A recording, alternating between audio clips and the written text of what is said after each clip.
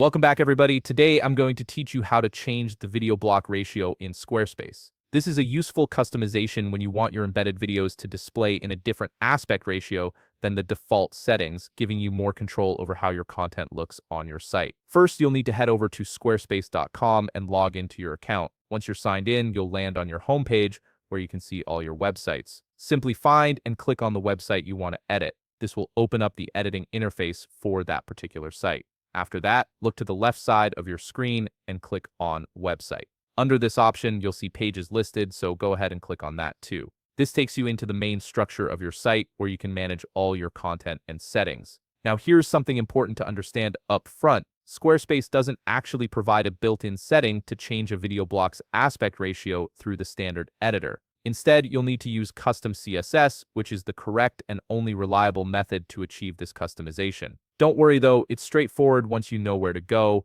On the left side of your screen, find and click on Custom Code. Once that opens, you'll see an option for custom CSS. Click on that to access the area where you can add your custom styling code. Now here's where the magic happens. In the custom CSS field, you'll need to type in this code .video-block space.video-player, open curly bracket, aspect-ratio, :space, 16 space, /space, 10 semicolon, close curly bracket. This code tells Squarespace to adjust the aspect ratio of your video blocks to 16:10. The great thing about this method is its flexibility. You can change the ratio numbers to whatever suits your video best. For example, if you prefer a cinematic look, you might use 21:9, or if you want a square video, you could use 1:1. Additionally, if you want to target a specific video only instead of all video blocks, you can input that video's unique ID into the code. This gives you precise control over individual videos rather than applying the change site-wide.